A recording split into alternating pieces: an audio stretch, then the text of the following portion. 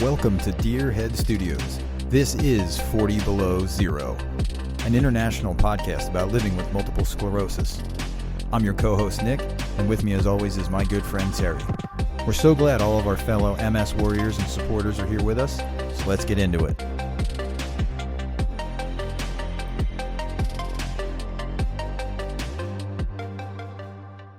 Hey, everybody. Welcome back to the show. Terry, how are you? I'm good, man. How are you doing today? I'm doing good. Today, we are talking friendships and how they have changed since diagnosis. I know that you have quite the story because you have reset your friendships with pretty much everybody, right? Yeah, I did. I did. I mean, everybody's got a story. I don't know what your story is yet, but I was the type of guy that, I had a lot of friends in the past, and I think I had a lot of friends because, I never burdened anyone. I never wanted to burden anyone with my problems. Mm-hmm. So if I had family problems and stuff like this, I just never told anybody. I wanted everyone to think I was a happy-go-lucky guy, no problems.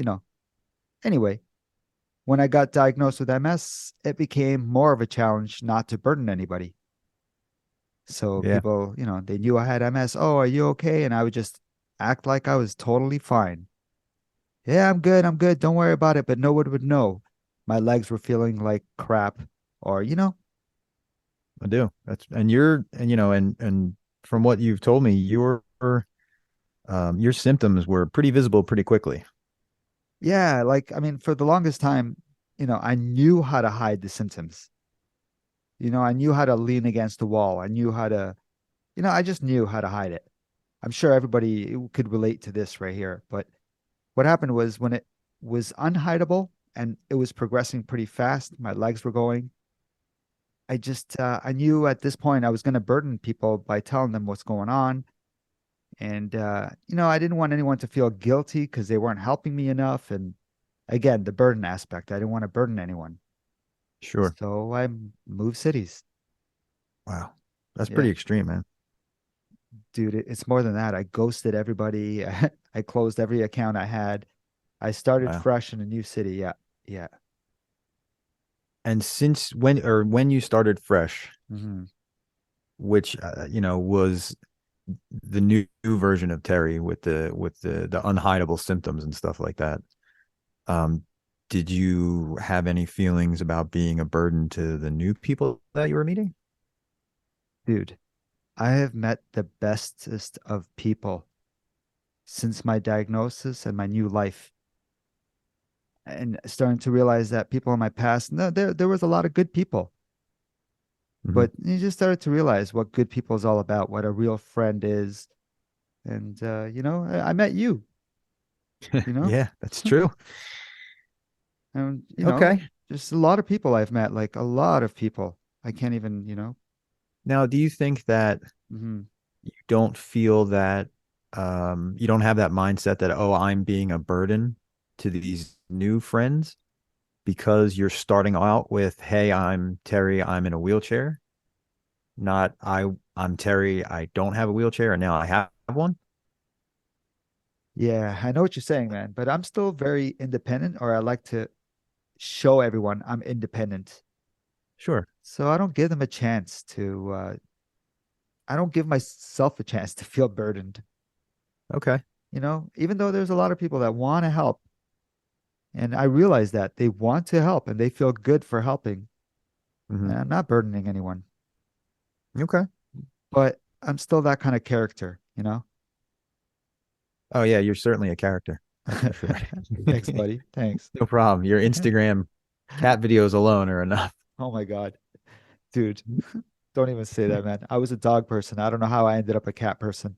Anyway, So my friendships were pretty geographic and employment, based. So people that live close to me and people that I worked with. Um, I was friendly with a whole bunch of the people that I worked with, but I don't know if we were friends in a sense that, um, I'll say this: a lot of those friendships didn't survive the diagnosis. Once I became a different person and was not able to do the things that I used to do, I don't hear from those folks anymore. So, which was tough. Were you open with everyone when you got diagnosed? Did you tell everyone? Did you tell everyone the truth? Oh yeah, it was fairly obvious. I went from, full speed being able to work to not being able to work at all because of my eyesight and my fatigue and, all the other symptoms. Mm-hmm. So yeah, I would assume, I mean, I guess I assumed that everybody knew because I was just not there one day at work anymore. Yeah. So naturally people talk. Mm-hmm. Man, there's a saying And that I heard a couple days ago, mhm, and it really hit me hard because it's the truth, man. Friends are not simply for convenience, right? that is very true. Just seems like if it's convenient enough, I'll be your friend. That's what it seems like it is. Yeah, I've heard of them as um, fair weather friends. When it's bright and sunny and everything's going good, then they'll be your friend. And then when, the storm clouds roll in, Mm-hmm. they're not around anymore.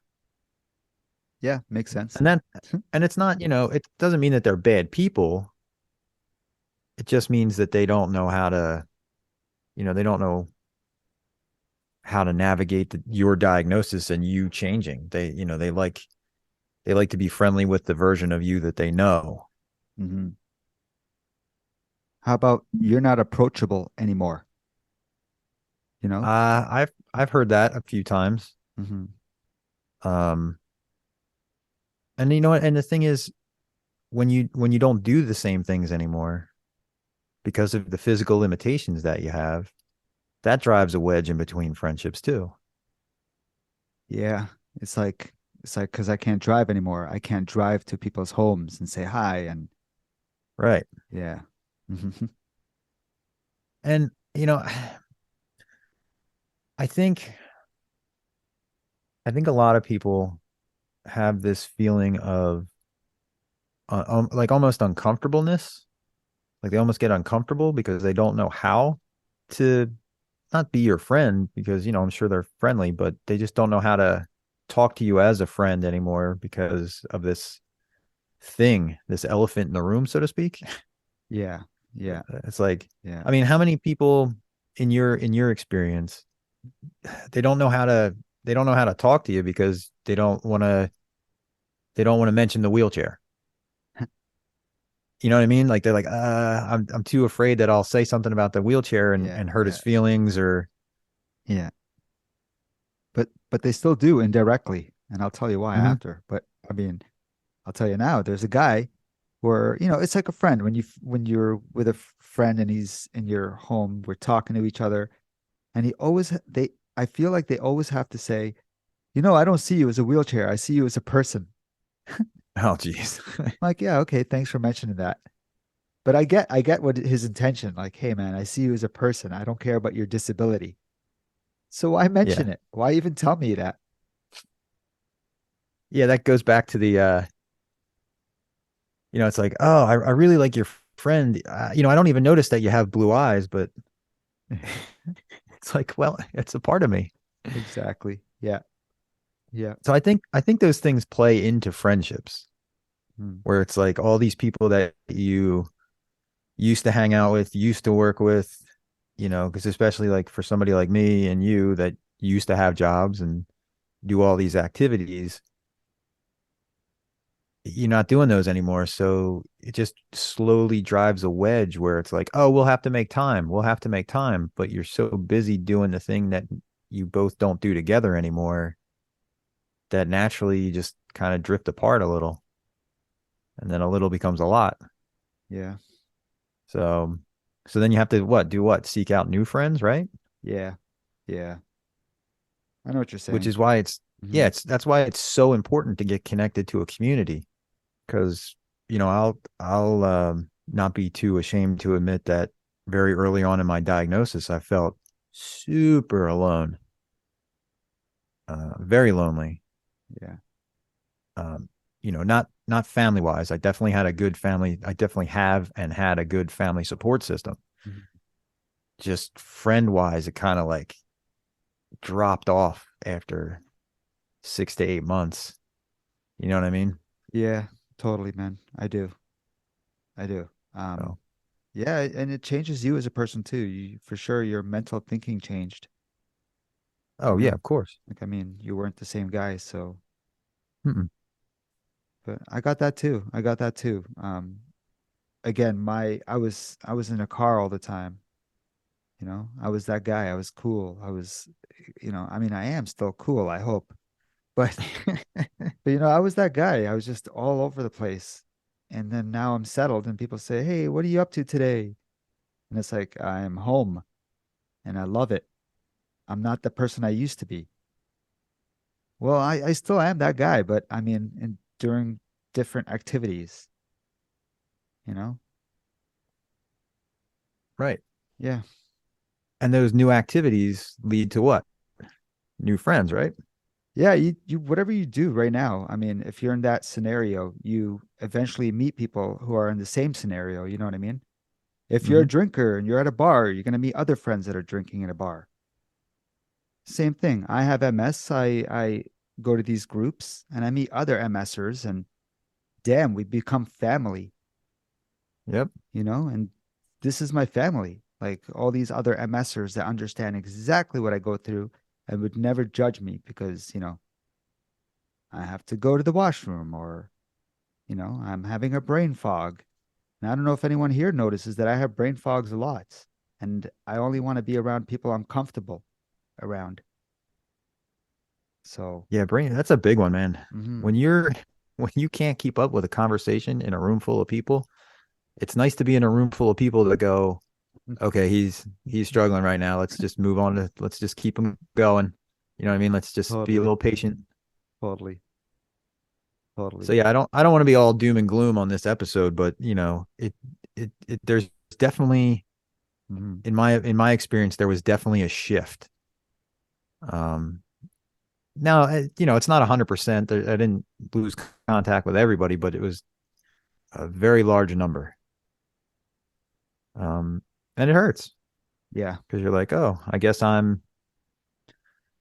it was, I guess all that didn't really matter. You know what I mean? yeah, yeah. I have people from my past who, will find my account and reach out to me. And I feel like I made the right choice from what they say to me, like, "Hey, what's going on? What's up with the wheelchair?" And it's like, Ugh. man, no comments, man, honestly. So, and they knew I had MS. There's a bunch of people that said that to me. What's up with the wheelchair? I thought you were okay. You know what I mean? And that shit hurts when people say that because it's like, did Oh yeah, you did you think I was faking it? What's going on? I thought you were okay. Yeah, but that's my fault. I always say that's my fault because again, I never wanted to burden anyone. So I Right. just told everyone, I'm okay. I'm okay. What's up with your leg? I'm okay. I'm just tired today. And that's why I got the wheelchair and sat it in my office. I've said this before, sat in my office for like 5 years before I was in a chair because I wanted to normalize it to all of my friends. And after 5 years, it wasn't normal. I didn't feel like I felt like a bit of shame was gonna happen. I didn't even give anyone the chance of supporting me. I just Ooh, vanished. yikes. Yeah. Mm. But hey, Well, and the thing that people need to remember is that you're still the same person.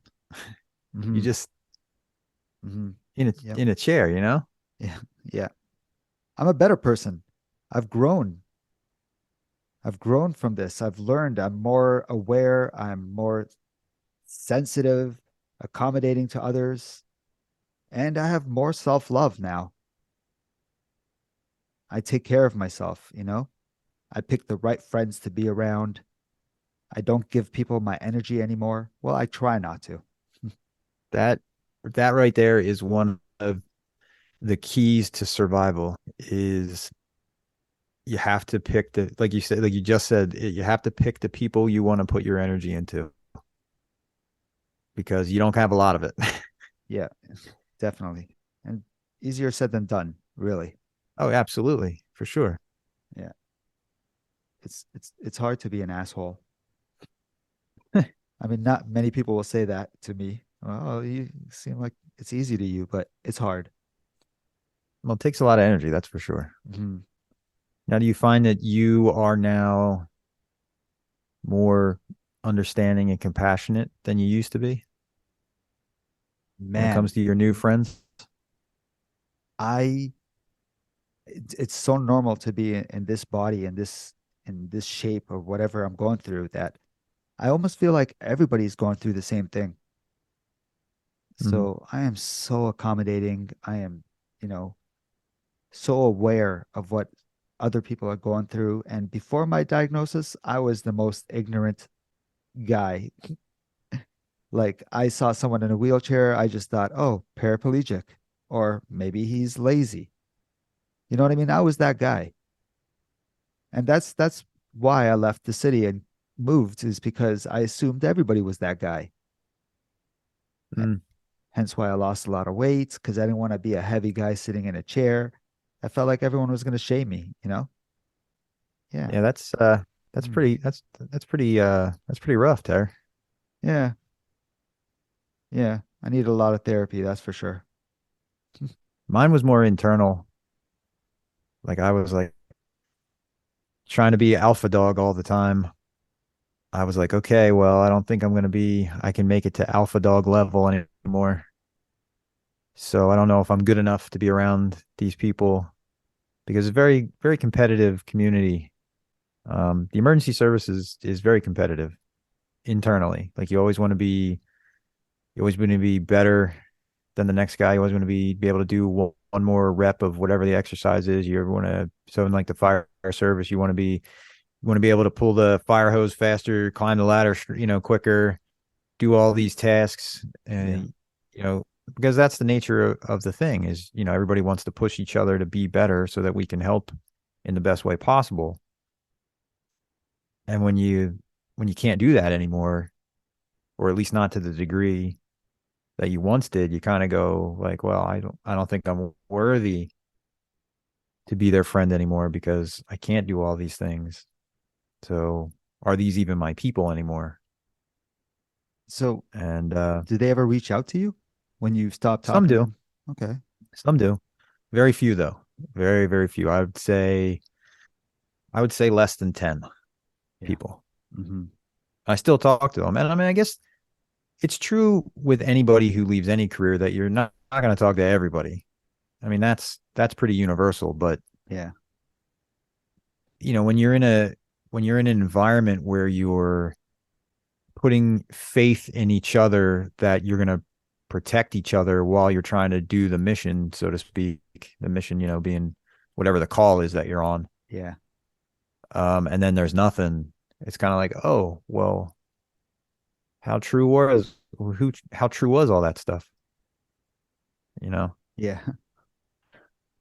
So it takes a while and a lot of thinking to be like, to think about the fact that the people you were involved with did mean it in the moment, but that's not what you're doing anymore. So they have to approach the friendship all over. It's like starting from zero again. You have to relearn who the person is. Yeah. That's tough, man. It is tough. Yeah. And that it's whether it's what you were doing, what I was doing, Hmm. public service, or whether you're in car sales or you're a librarian, it doesn't matter. You have to reset those friendships, and a lot of them don't survive. It's just the nature of the thing. And it's not easy resetting friendships, man, because you get Mm-mm. jaded in life and then, Yep. your trust is not as strong as it used to be. You know how you used to trust everybody and then it just slows down. Yep. And you're focused on different things. Like they're still focused on what I used to be focused on. Hmm. And now for the last 9 years, I've been focused on me and my health and my family. And they're still focused on their stuff plus those other activities. So when you say resetting friendships, you mean resetting friendships with the same friends? Yeah, the same people. Oh, I was thinking like resetting friendships as in like making new friends and Well, that too. Okay. Um, but when I'm talking about the people that I used to work with Yeah. or volunteer with, Hmm. you really have to start over. I don't even know what to say to that because, I was in a different, Yeah, I didn't have I couldn't ghost people. I couldn't move cities. yeah, You know yeah, what I mean? yeah, yeah. I had a chance, so I took it. But Yeah, yeah, sure. yeah, So yeah, I haven't moved. and that So all wasn't the same. healthy. Don't get me wrong. I'm not telling you that was the best move for me. But anyway, Well, I don't think that extreme of a thing is healthy for everybody, but if it worked for you and that's what you felt you needed to do, right? yeah. So do you still keep in contact with people? Do people randomly reach out to you? Yeah, I mean, thanks to Facebook and Instagram, sure, every now and again. Yeah, But it's very odd. It's very surface level. You know yeah, what I mean? It doesn't go very deep anymore. Like it's like most of it's just checking in, like, oh hey, how you doing? How you been? yeah, And that's okay. I don't fault anybody for that. It's impossible to maintain all the friendships that you have in your life. And I think, COVID and the pandemic in 2020 it tanked a lot of stuff. yeah. I'm It tanked a whole lot of stuff. really happy. I'm not even going to start saying this here, but COVID really helped push a lot of people away as well. Because when I Sure. moved cities, I'm still that guy who loves to make friends, who loves to talk to people. And there was a lot I was learning. And anyway, I became friends with a few people I shouldn't have been friends Hmm. with. But everyone for the most part who I've become friends with here in the city as a new person only knows me as a guy in a wheelchair. Right. So it's a lot easier for me, right? A lot easier. But because I'm just that guy who's so approachable and loves to talk to people, COVID came, thank God, and gave me a chance to push those people away. You know what I mean? A lot of people say the same thing. COVID gave me a chance to isolate myself again, and then so I'm not. I hate COVID obviously, but there's some good out of it. Yeah. You know, it helped. I mean, COVID seemed more prioritized than my MS. Yeah. Because everybody was going through it, so I could use that as an excuse rather than saying, "Oh, hey, I can't really hang out, man. I'm tired," and. It's amazing how much you didn't miss when you couldn't go anywhere. Yeah. I was the guy doing deliveries, everything. My groceries were getting delivered. Everything was delivery. And my neighbor would say, "Hey, do you need anything? I'd like I'm getting something from the grocery store. Can I get you milk?" And I'd be like, "No, I got everything. But hey, if you ever need help, I get stuff delivered here and you don't look so good today. And you might need me to help you get some eggs." And you know what I mean? Like people offer me help, but I set myself up before. Yeah, it's nice to be on the other side for a change. Mhm. Now, do you do any MS specific activities other than the groups that you and I attend? Like, do you do wheelchair basketball? Do you do any of that kind of stuff? I have. I have done wheelchair basketball, which is really tough. And before my wheelchair days, because a friend of mine is paraplegic and he used to tell me, "Hey, why don't you come with me? We'll do some basketball, wheelchair basketball." And I'm like, "Hey, man, but I'm not in a wheelchair." And he's like, "It doesn't matter. A lot of the people there are not necessarily in a wheelchair full time." Oh, okay. So I tried it and it's really, really tough. And even if I like to play basketball, it's not the same thing. Sitting in a chair, different perspective, different energy, a little more aggressive. Yeah, I guess there's more contact. A little more, yeah. Yeah. Do you have one of the fancy wheelchairs with the wheels kicked out and all? Yeah, they supplied it. So there was a bunch of chairs there. They supplied, yeah, and the wheels are really spread out and they tell you to bounce the ball around the wheels. I don't know, man, that's impossible for me. Trust me, it's hard. I also did kayaking. Oh yeah. Yeah, it was not bad. Yeah. there was a program here that helped people go kayaking if you're in a wheelchair. I could transfer easily, but Hmm. they still had a system where they didn't want you to transfer yourself. They wanted to transfer for you. And again, this is 2 years ago, and it took a little hit of my ego because I'm like, no, no, I can do it myself. And they were like, no, no, we want to do it for you. So I accepted it and I let them do it for me. And I realized this is the life I live now where people have to do stuff for me sometimes, and I have to accept it. It's okay. But I made a lot of friends there too. Now, who was that through? Was that through the MS? Well, I guess you don't call it society up there. Is that MS Canada? No, it was not. It Oh, was okay. a friend of mine that lives nearby saw me, taking my wheelchair to coffee shop, getting, whatever.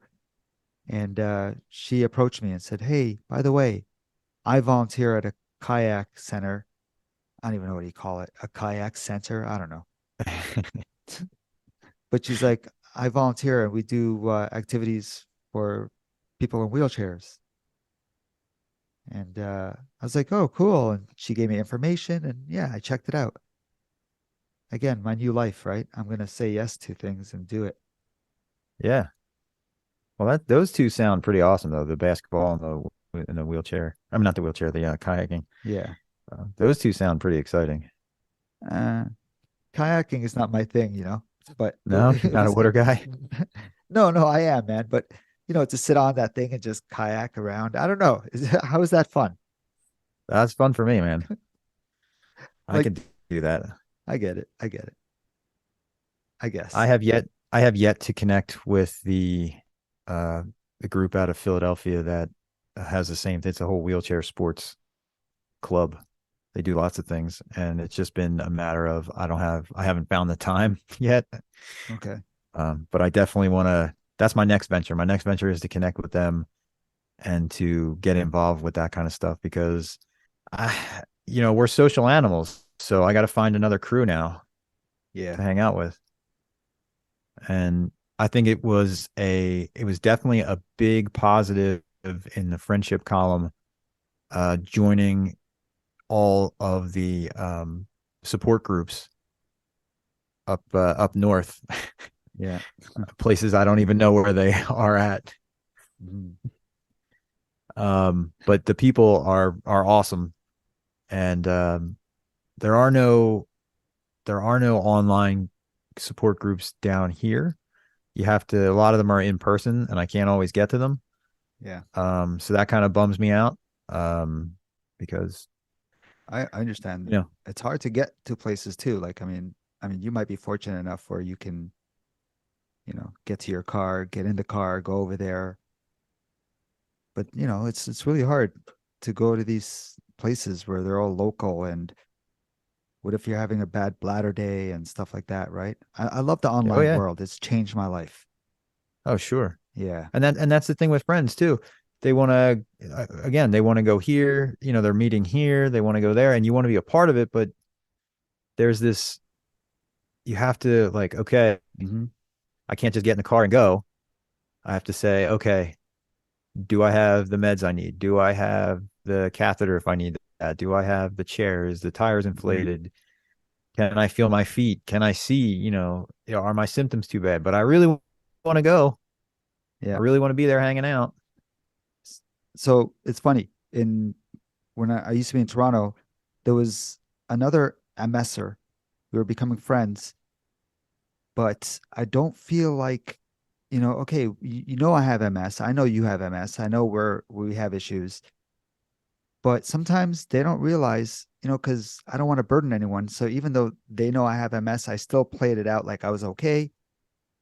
And I couldn't really go out much. And I think I was avoiding going out because I was having bad days to the point where, you know, I was uh how do I put this? They were angry at me because, they showed friendship to me and I didn't show it back. That was the case. Mm, And I'm like, yo, man, I'm having issues and whatever the case is, we stopped being friends. And it really bittered me up. I'm like, man, even MSers don't understand what I go through. yeah, and that it's because we're all different. So if you're Yeah. like, oh, I have MS, but I Hmm. have no problem driving my car today. Why can't you get over here? It's like, well, we have different MS, buddy. Yeah. Yeah. That's wrong. That person shouldn't have been that way towards you. They should have been No, a lot more yeah. understanding. Yeah, yeah, yeah. It, it I should feels like that person should have been a little more understanding and compassionate. Yeah, but Yeah. again, I blame myself. I say this all the time because I'm the one that played this certain character. Yes, I know I'm Mhm. a character, but I'm this person that played a certain character. And then all of a sudden, I change because I'm Mm. burnt out and I don't know how to, communicate properly. So that's what happens. And that's what I go through. And so, I, all I know is now I talk. I'm open. Yeah. I tell people what I'm going through, what I need to do. And yeah, but it's a lot. I can't even talk today. You see this? But it was a Yeah. challenge to get to where I'm at right now with the Sure. people around my life right now. It was a challenge. It was a good 5 years of struggling. And what was the key? Communication, right? Oh my God. Yeah, man. Communication, being around people that, accept you, Yep. being And around good telling them people. honestly. Yeah. Yeah. The more vulnerable you are with people, the more you open up, you see who the good are around you. Sure. But then that's a risk, right? Because you open up and you're risking yourself getting hurt. That's why it's so scary. Hmm. That's why we don't do it.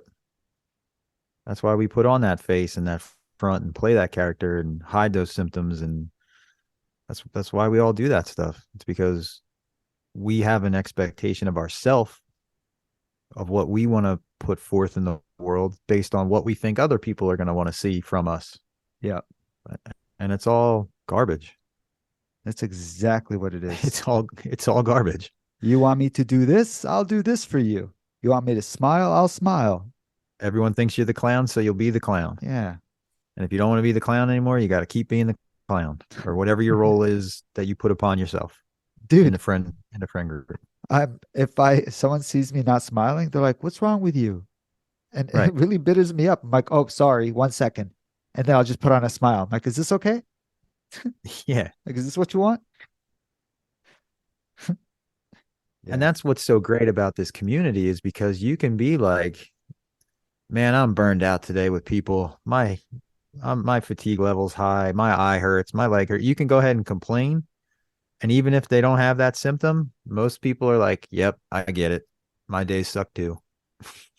It's amazing because nobody looks at anybody and says, you know, oh, whatever, or you know what I mean? Like everyone understands, and there is no Mhm. one, even it's not shaming, but no one even double guesses what you're going through.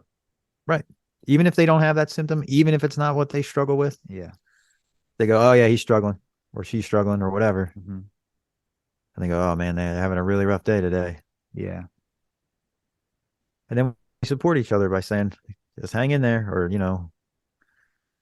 whatever we got to do to keep each other going. Yeah. Yeah. Yeah. We validate each other. That's the whole point.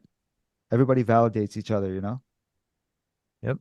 So when I meet an MSer and whatever outside of the groups, when I meet one, instant bond, you know? It's like, oh, you have Oh, MS? for Yeah, I sure. have MS too. Yeah. And then we just talk. Then my main thing is always, I go straight to their support. I'm like, do you have support?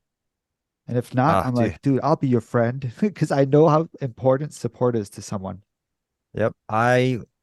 Earlier today, as a matter of fact, I was speaking with someone and they're like, hey, my nephew just got diagnosed. I was like, well, here, give him all my contact info.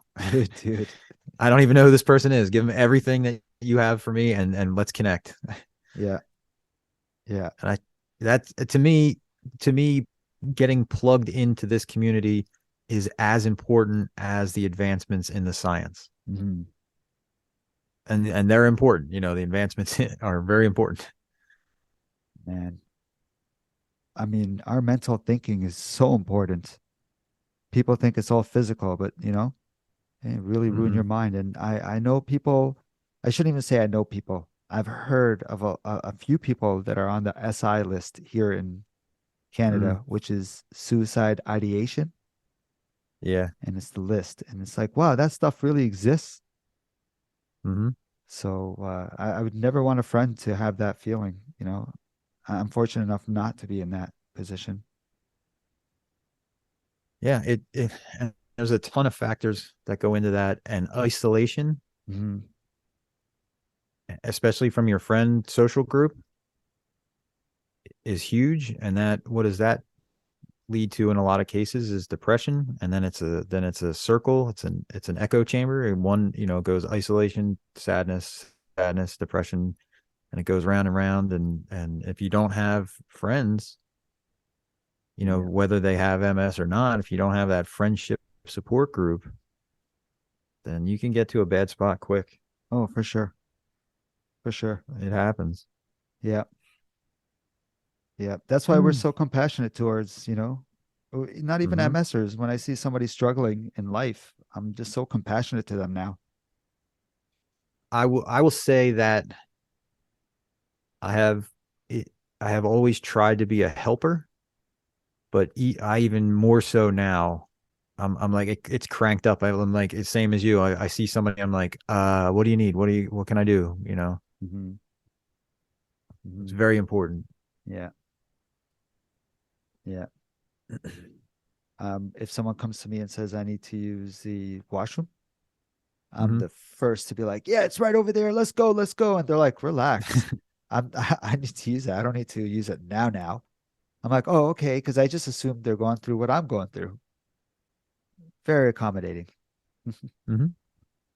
Yeah. So I know that if you are newly diagnosed with MS, or new to trying not to go it alone, like if you're looking for people, I know you can go here in the States. You can go to the MS Society's website, and they have local resources. They have local groups. They have all the info to get you connected to people. And I'm sure it's the same up there, right? Oh, yeah, for sure. You go to the MS Canada's website. It used to be called Hmm. MS Society of Canada. They switched the name to MS Canada. But Okay. yeah, there's many groups for all the regions and they're all online. So Yeah, it's take huge, advantage of and that. Yeah. I encourage people to uh, go to the go to the walks, go to the fundraising events that they have. I mean, not to plug them, but it's important, and it's the biggest thing that's out there. That's for sure. Yeah. Are you more for donations or awareness? Uh, I think I lean more towards awareness, just because I don't want, personally, I don't want people to think that I'm only nice to them because I want their donation. Hmm. If they donate, great, and I encourage them to donate, but I won't lead off with that or really mention it a lot. I'm more of like, let's just talk about it, especially if you don't have any knowledge of how the disease operates, how it progresses, how it can progress. If you don't have any knowledge about it, we can sit and talk about And that's why you're a good friend because you never pressure it. anyone, Because Yeah. yeah, I hear you, man. Thanks, Terry. That was a good comment. I appreciate that compliment. Awesome. I think we leave it there. What do you think? Yeah, I think that's good. I I think want we're to I want to end on that high note. That was great. let's do it. Let's get out of here. So thanks everybody for sticking around, checking us out. Mhm. Terry, the socials again. Yeah, please email us, contact us whenever you guys want. info@40belowzero.com. And we are on Message. Instagram. We will populate it, I promise you. Yep. But you can message us on there if you'd like. And the podcast, other than Spotify, is now available on it's Google now, and it's Amazon Music, and it's Audible. We're spreading it out there, Terry. Fantastic. That is awesome. All right, everybody. See you on next episode. All right, guys, take care.